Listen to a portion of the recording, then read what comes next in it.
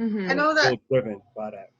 Yeah, I know that's one area that Aziz and I used to struggle in all the time was that I was the adult in the room in every relationship I was in, and then when I came back around, I didn't want to be the adult in the room with him, right? And then I resented him for not wanting to be the adult in the room.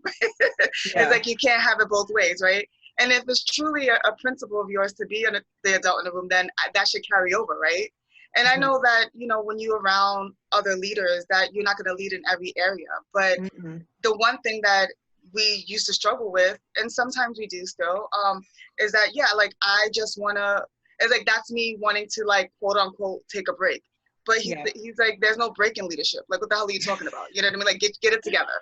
And so it's like, I'm everyone's rock. I'm everyone's sounding board. I'm always the rational one. And then I come to him and I want to be just able to, like, take my bra off and be irrational and just, like, not care. But it's unfair to him. And really, like, if I really truly believe that people should be more of an adult in the room or an adult in the relationship, then I should be that at all times. Like, you don't get a break. You know what I mean? And so I find that that's something that I used to struggle with and sometimes still struggle with. Do you have that same issue? Oh, absolutely. I resonate with everything. I have a tad bit of a different perspective, though. So I do believe in taking a break. So some of my credentials are, I'm a marriage and family therapist. I do this all day long.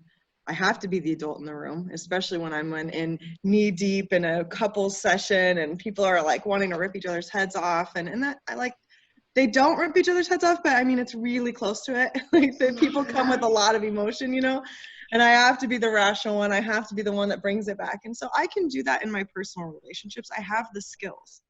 The issue for me, kind of like what you were saying, Jerri, is that sometimes I'm like, I can't always be on. And that's not even, it's not that I don't want to take leadership. It's just sometimes it's like, I am done. And you know what?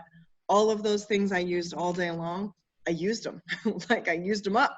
And now you're going to get the short version of me. And now you're going to get the grumpy version of me, or the worn out version of me, or the emotional version of me. Because all day long, and it's not just because of my job, we all have jobs, right? So you may be in a high stress position and you have to keep it together all day. And then there has to be a cognitive break. Like, our brains actually, some people can function at that all of the time, but I think they tend to burn out too. So for me, it's more of this idea of I need a sanctuary and a safe place to not have to be so on. Does that make sense? Yeah, it makes sense. But you know what I learned too? Like, so because of the struggle that Aziz and I used to have, he taught me that those people at work and the people that are not on the high priority list shouldn't get the best of me, right? I agree with yes, that. I agree from with a, that. it's work. So from a HR perspective, I can't lose my shit. You know what I mean? Like, I got to keep it together, right? Mm-hmm. But they should still get it. They shouldn't get a better version of me than the people at home. So what I've learned to do is, instead of acting like a baby or feeling entitled to these feelings, I communicated better. Like today, we'll give an example of today. Today, I usually prepare breakfast on Saturdays. We eat as a group, right? And I wasn't really feeling well, so I wanted to shortcut it. I was gonna shortcut it and just buy bagels, right? That's the easiest thing instead of flipping pancakes, right? And so I got in the shower. I got, I was telling myself I'm on my way down, and I said, hey, and he was like, you know what, just come straight here. I'll go to the store because I don't really want bagels, and I'll make breakfast today. And I said, oh, okay. And I was willing, but usually old Jerri would have been like, this is what you get, and and I'm not feeling well, and I don't want to deal, and I wouldn't have even been open about me not really feeling well, and just he would have heard it in my tone or felt it when I walked in with my energy, so now I'm able to communicate it up front so that we can make decisions together. And he's not necessarily getting a crappier version of me. It's just I'm not 100% right now, but I'm not kicking his butt because I'm not 100%. Totally, and that goes way further than, he's like, well, like, if you're not up to, then why are you even here? You know what I mean? Like, you could have stayed home. Then becomes that conversation. So I had to learn how to, when I'm not my best, that I still need to, I wouldn't even say pretend, just be able to communicate that better, because it yields better results and it helps our relationship. Because if I would have came down bitchy, he would have been like, you should just stay home.